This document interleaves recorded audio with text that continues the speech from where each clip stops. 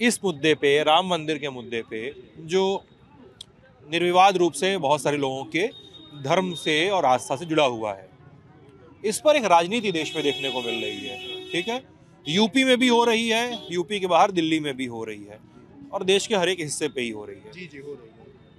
आप लोगों का इस पे क्या सोचना है? क्योंकि ये इस समय हो रहा है, ये सवाल मैं इसलिए भी फ्लोट कर रहा हूँ कि जब से साल 2024 में हो रहा है, 4 से 5 महीने के अंदर आपके लोकसभा चुनाव खत्म हो जाएंगे, ये नहीं कर रहा हूँ, होंगे, खत्म हो जाएंगे, और देश को एक प्रधानमंत्री मिल जाएगा। तो नया प्रधानमंत्री मिलेगा, प्रधानमंत्री कुर्सी पे कौन बैठता है, ये कौन सी पार्टी बैठती है, ये अलग कहानी होगी, लेकिन नया प्रधानमंत्री और नई लोकसभा शुरू होगी उस समय।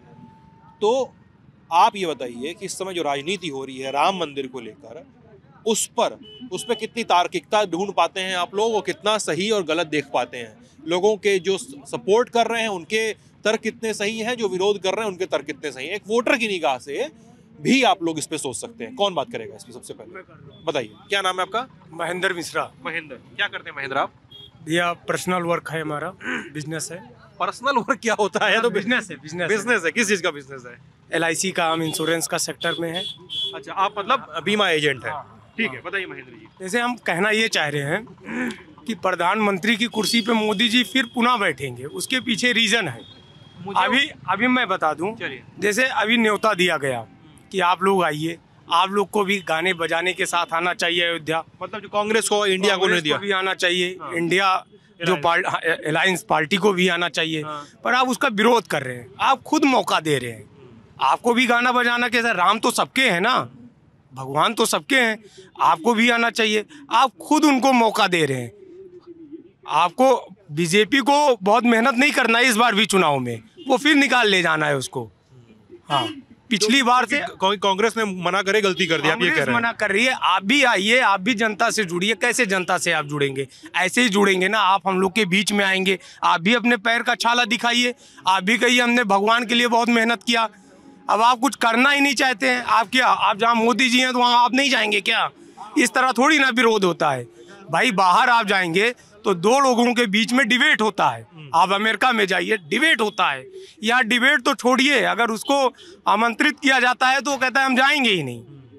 हम वो ये बोल रहे हैं कि ये भाजपा और RSS का इवेंट है। नहीं, ये भाजपा क्या, राम केवल भाजपा और RSS ही के हैं क्या? भाई कांग्रेस ने भी तो दरवाजा खुलवाया था। राजीव गांधी की सरकार थी उस समय 1986 में। हाँ, 3 बार आ चुकी है कांग्रेस की इंदिरा गांधी यहाँ पे। ठीक, मोदी जी अभी 1 ही 2 बार आए हैं। 1989 में, 89 में जब कार सेवकों ने यहाँ पे भूमि पूजन किया था, तब शिलान्यास किया था, तब राजीव गांधी की सरकार की तरफ से उनको एक्सटेंड दिया गया था, ये कहा जाता है। तो अब आप कमरे के अंदर बैठे हैं, मोदी जी हाईलाइट हो रहे हैं, ठीक है, तो आप कैसे विरोध कर पाएंगे भाई? आप भी जनता के बीच में रहिए, घुले मिलिए, आप भी छाला दिखाइए पैर का कि हमने भी बहुत पसीना फेंका, सही, तभी तो आपको जनता लाइक करेगी। अब आप दूर दूर से कैसे, ऐसे राजनीति नहीं चल पाएगी। 3000 किलोमीटर चले तो छाला निकला, तो और छाला निकला ऐसा कि 3 राज्य हार गए। अच्छा, आप राहुल गांधी की भारत जोड़ो यात्रा पे बता रहे हैं? जी जी जी। क्या नाम है आपका? मेरा नाम आशुतोष सिंह है, मैं लोकल यहीं का ही हूँ, अयोध्या का। और मैं बस ये कह रहा हूँ, जैसा ही लोगों ने, जनता ने निकले तो छाला निकला, तो वो ये बोल रहे थे। हाँ, आप उस पे कुछ बोल रहे हैं? हाँ, मैं उसी पे कह रहा हूँ, जैसे राहुल गांधी जी, ठीक है, उन्हीं पे बात चल रही है। अब उनका एक और है न्याय वाला, दोबारा चल रहा है, जो कि वो पश्चिम यात्रा जी, अन्याय यात्रा है। कहाँ अन्याय है? कहीं नहीं है। ये बस खाली फिजूल का है, जैसे कहते हैं ना कि मतलब खाली बैठा आदमी क्या करे, बस वही सीन है उनका। और रही बात, जैसे आपने कहा कि बीजेपी और RS, देखिए जैसे आपने कहा कि बीजेपी और RSS का ना, ये पूरे विश्व का त्योहार है।